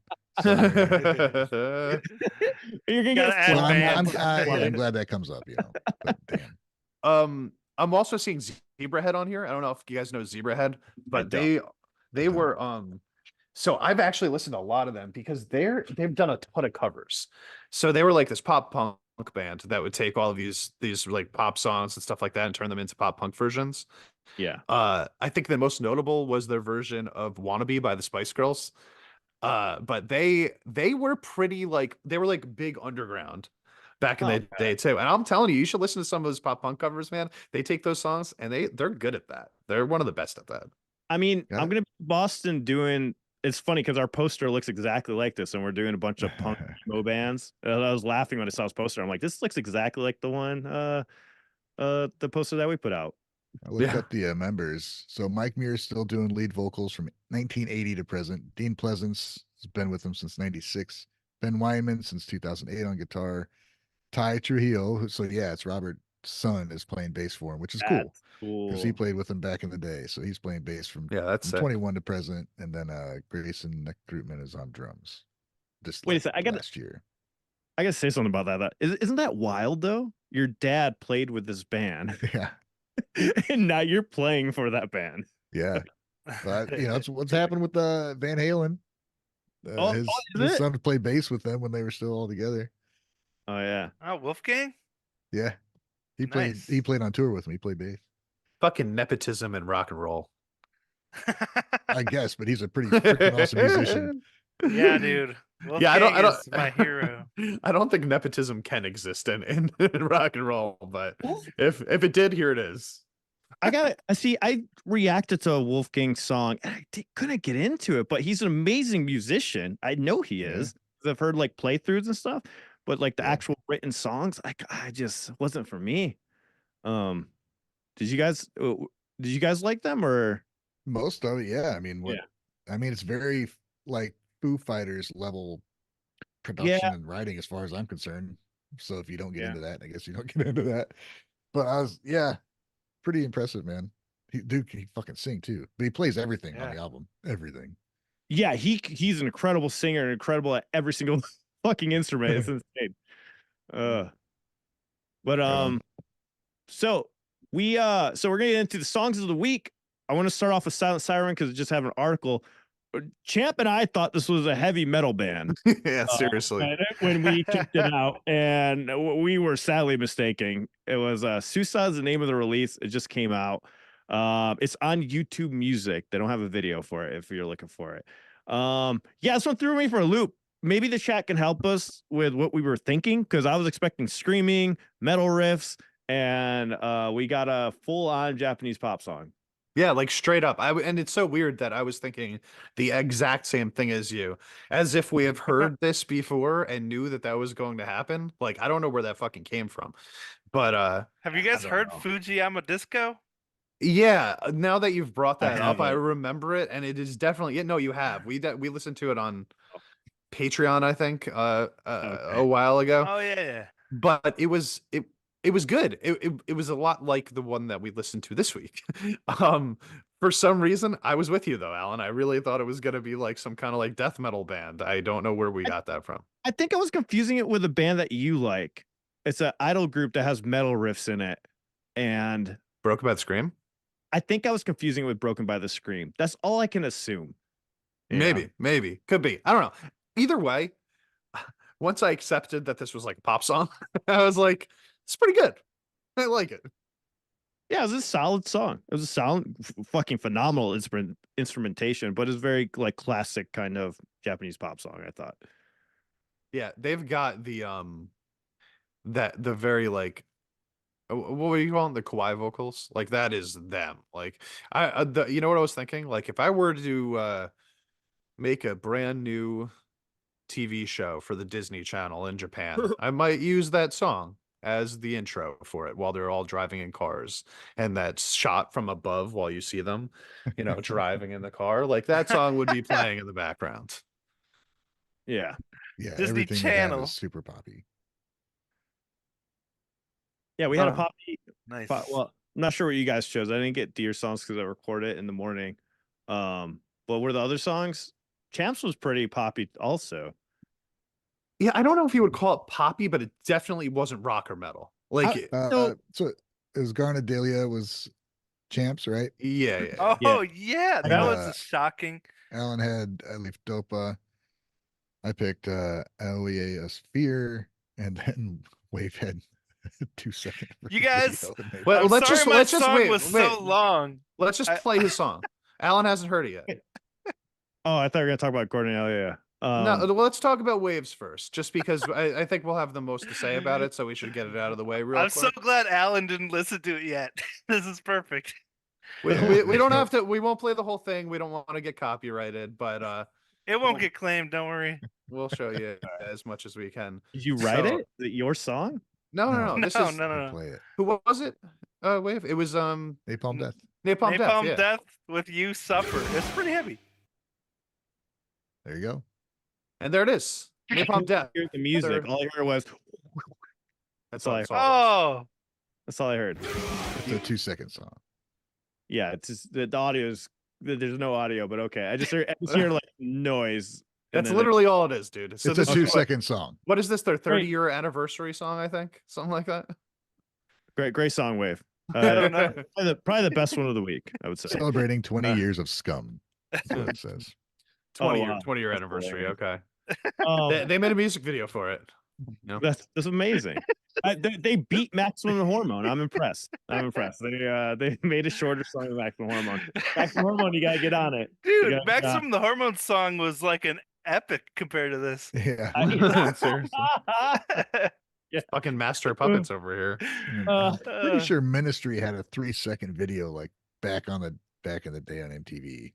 So they Yeah. beat On that. MTV. Like it was Yeah, on TRL. Like I remember like, waiting to number see two. it. And it's like So, okay, the reason I picked this song is because Simno showed it to me on my stream this week, and it inspired me. It was the most inspiring song on my stream this week because I Wow. ended up making a 1 second song that has every single note in the Western Chromatic scale. What? does it Yeah. does it sound like brownish black. Doesn't sound like brownish black. yeah, Do you have a music video? Is there a music video for this 1 second He song? found the brown note. Crap! I gotta. Here, I'll send it to Andrew. Okay, well, while that's happening, maybe we could hear that. Oh, there alright. it is. Okay, I didn't hear I anything. heard nothing, but Everybody be quiet. There's no sound. Yeah, there's no sound. Anyway, this is moving on. Yeah. Check Well- out his 1 second Oh, song. okay. Wait. Screw my pick. Oh, that was your pick? That was his pick for the I week. didn't know that. I thought you picked the other song. I don't know. I'm What? confused. No, Don't worry because about it. there's a story to it. It inspired me Oh. to make this, but the original sound's not on, I guess, so you can't hear it. Anyway, Okay. Well, if we can figure out the sound, we'll play it. Until then, we'll talk about another one. Unless Andrew can figure that out in the background while we're doing this. all right, Yeah. who's next? What do you wanna- Garnadelia. All right, Garnadelia. So this is the one that I picked. I've had this one kind of saved by the side for a while. I did not expect to like the song. I listened to it multiple times because after the first time it ended, I was like, did I like that? And then I listened to it again. And I was like, I think I like that. And then like a week later, I listened to it again. I was like, I love this song. And I can't even really explain why. It is so far from the other music that I generally listen to. What did you guys think? It's a duo, by the way. Garnadelia is just it's a duo of like a keyboardist and a singer. I absolutely love the surprised. concept of the song. It's just it was all tension though and no release. I was like, God, when is the chorus coming? Or And there but was, the chorus came. There was a release, but it's so not satisfying. I loved it. Like I love the elements of it. It felt like an intro to another song. Like the whole Right. song felt like an intro getting me ready for the next one.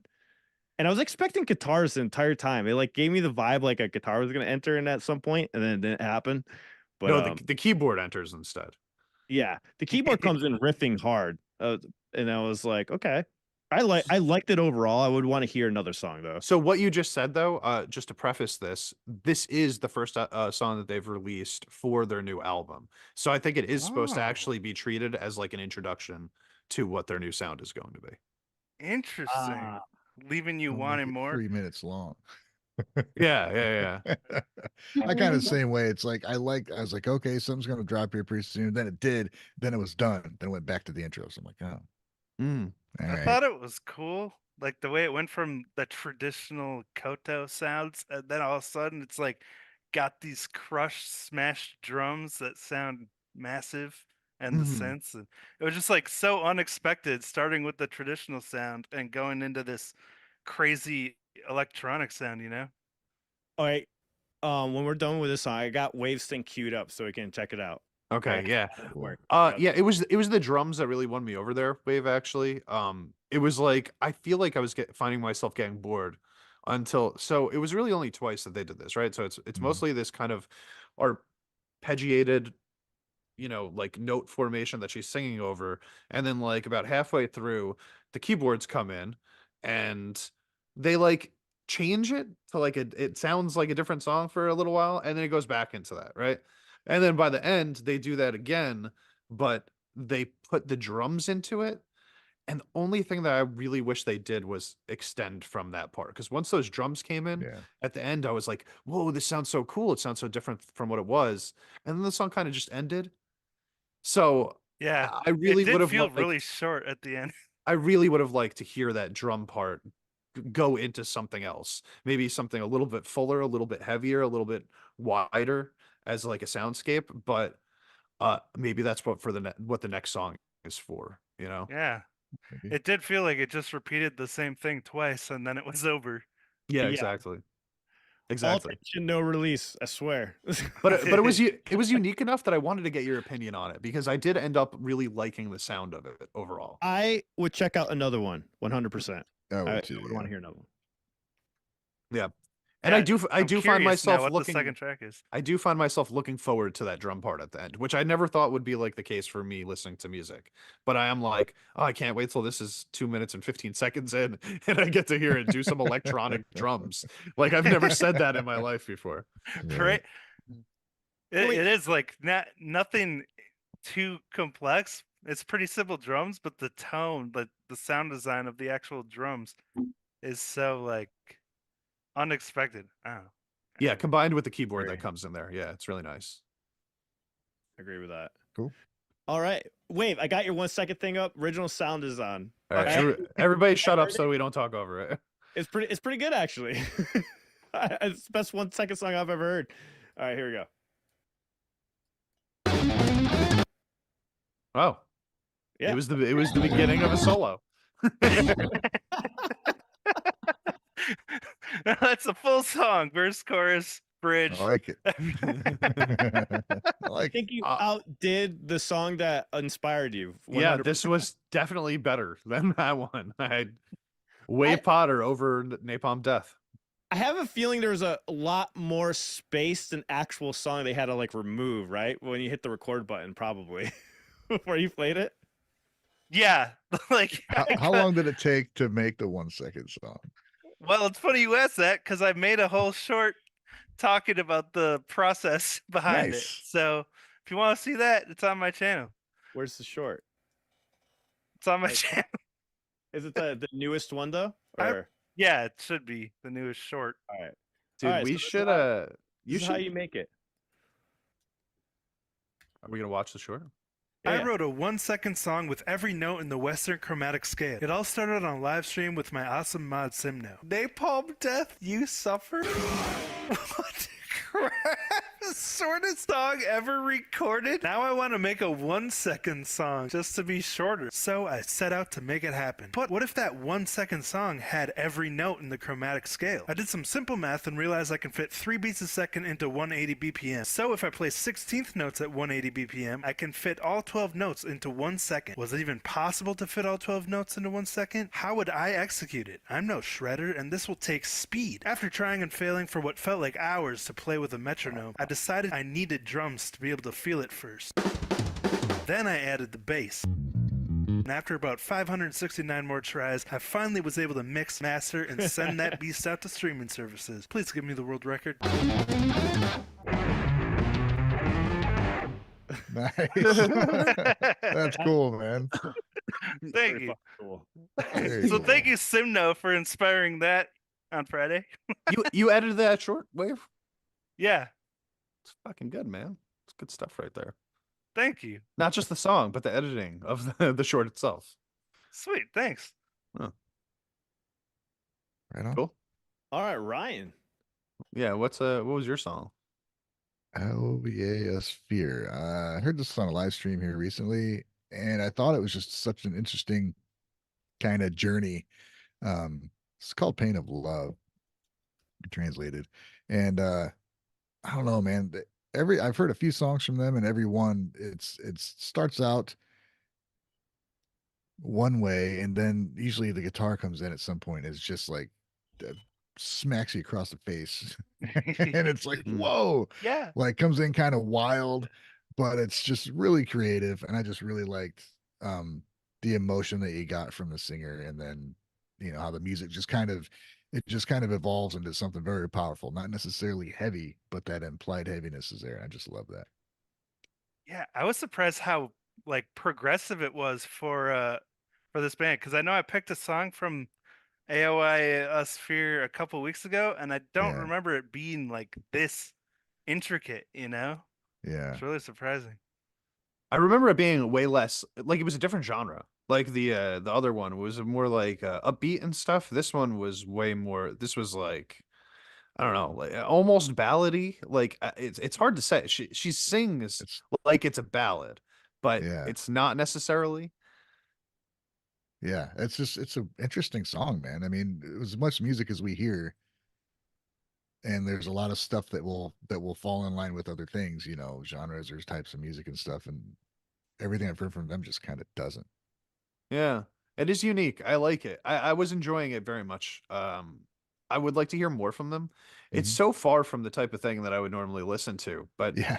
but like so many of these fucking Asian bands, Japanese bands especially, it's like they're able to break through the genre barrier that Yeah. you kind of like unintentionally put up in your own mind by being so good that you're just like, I don't care what fucking genre it is. This is so good. I Yeah. kind of felt that with this one, where like halfway through, I was like, man, I am really like, this is a great band with a great singer. Like, Cool, so man. not something I would listen to, but man, I want to keep listening to it right now. Cool. Glad to Yeah, hear it. I like, is that, it's a full band, right? Like, that's Yeah. not her name. Okay. Yeah. Got it. Yeah, they're cool, man. Definitely worth listening more from, especially if you like something that's a little bit more like emotionality driven, a little slower maybe than some of the other stuff that we listen to. It's Yeah. a good one. Yeah. It's pretty neat. I still want to hear them pronounce their band name and like Right. know how I do mean, you if you go actually by, say it.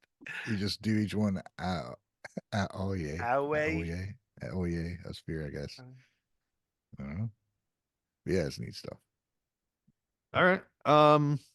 Let's and then we got Aleph Dopa. Oh yeah. Which is just freaking fun. Max from the Hormone, Mr. Bungle, 12-foot Ninja. It's just like all those things. I heard System of a Down, but like if they had like serious mental issues. It's funny with the way. Okay, so I tried to make a joke earlier and it didn't work. But when Alan was talking about that song he was listening to, when he was like, "I just wondered how many drugs they did before they made this." That's basically was my thought during this entire video.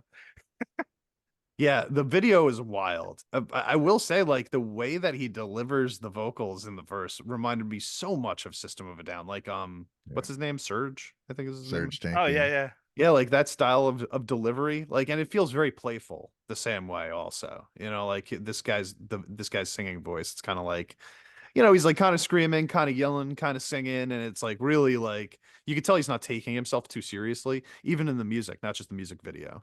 Yeah. The I- guy's a it- phenomenal vocalist. It's insane what he can do with his voice. Like, Yeah. the ranges he can go. Sorry, Wave, go ahead. No, I was just gonna say when I first heard it, it's funny because it actually reminded me of Maximum the Hormone, who reminded me of System of a Down. So Yeah, there you go. It definitely has that vibe, that overall vibe. It's wild. It's a wild fucking band, bro. How long You have they guys- been around? Do we know?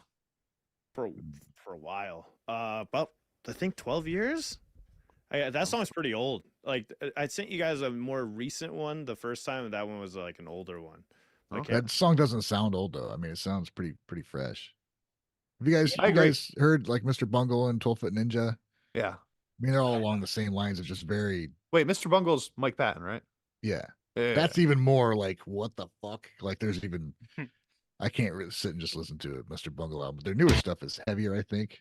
Mhm. Some of their older stuff is very experimental. Yeah, dude. It's like that song's 6 years old. 6 years Okay. old. Okay. They've been They- together about 8 years. It looks like. I mean, they could go play with Pale Dusk. Like I would watch Yeah. that if they were to join that tour. That with Them Sim and Pale. and Electric Callboy would be an interesting show, I think. They're cool though. Definitely heavy, definitely fun. Just like if you like experimental metal that doesn't take itself too seriously, fucking check them out, man. I really think he's like is straight up like the Japanese Mike Patton, like 100%. Yeah. What he can do, with his voice. Yeah, it's pretty amazing. Yeah, he I'm- plays around with it a lot. I'm surprised they're not bigger, to be honest. Like, Yeah. Just because other bands that are kind of like in that sort of gear have gotten bigger than them, it's a little surprising that they haven't. yeah, and that was a 6-year-old song with that production. But anyways, You It's imagine really good production. yeah, can you imagine the amount of time that went into editing that video too? Oh shit. Like, Yeah. holy The crap. video's pretty nuts. Yeah, seriously. Yeah, exactly, right? Like how are you a band of that level and you can like even afford to put together a fucking music video like that? This is one of the things that I'll never understand about some of these Japanese bands who like have a couple thousand views on a video and then they put out like a high quality music video where it's like, where did this money come from to make this thing, man? Yeah. so Yeah. sometimes it's you can do a lot of stuff like with a green screen and just lots of time editing. I wonder Yeah, if it's gotten the video is kind of the way recording used to be a difficult thing you had to go somewhere else and do, and now like everybody has a lot of people have an iPhone where they can get like freaking cinema quality video. Yeah, and like half of us know a video editor, right? Like we're all video editors at this point, but we also probably know somebody that video edits too. So it's like you probably don't have to pay that much anymore to get somebody to do, like if you know somebody, if you have a friend, they can help you out with that type of thing. But it is really high quality. It's always surprising to me. yeah, because a lot of I've went around and said, "Hey, can you do a music video?" And they're like, 10 grand. I'm like, nope.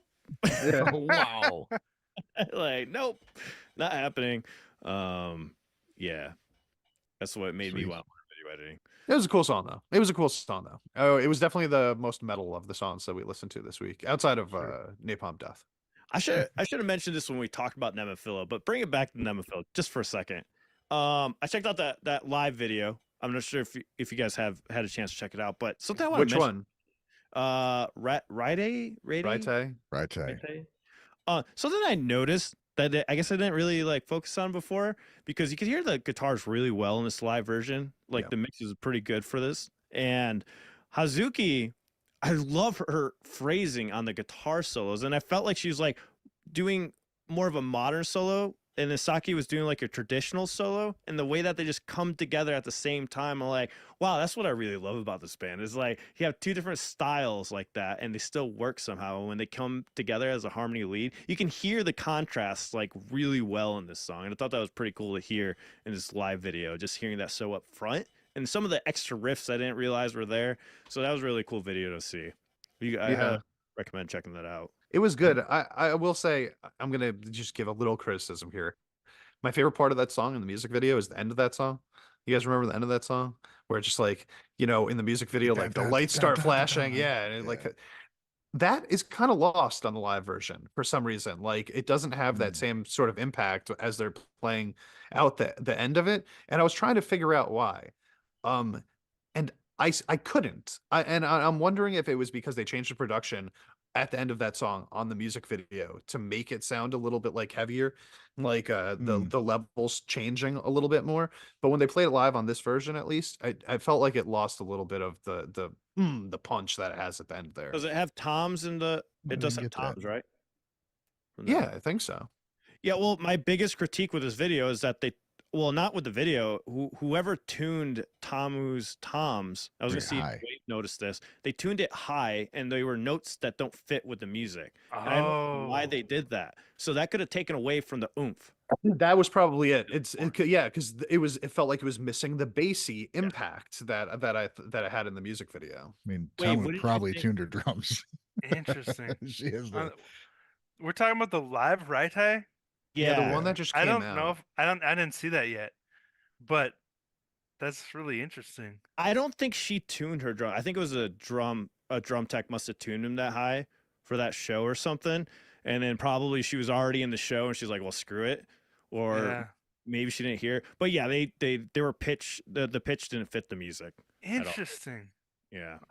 Now that I was trying to figure it out, I couldn't. I'm glad you said that, because that is, now that I'm thinking about it, it sounds exactly and it sucks right. because it's so good. Like Maya's vocals are on point, guitars are great, the drum playing's great, everything's phenomenal with it. It's just the toms. I'm like, why?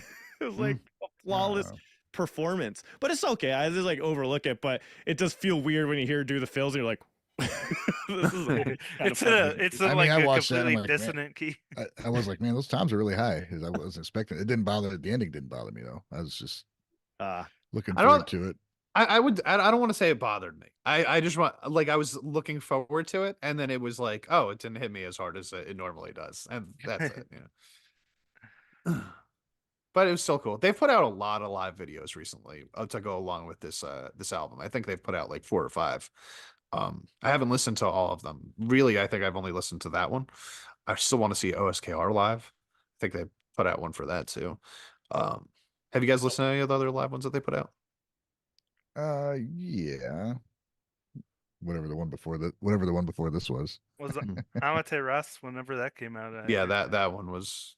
That the was most a recent. studio song on top of a live video. Oh, okay. Oh, was it? Oh yeah, and then we listened to Alan, what did we do? Revive live? I Or think so. not Revive, Rise live.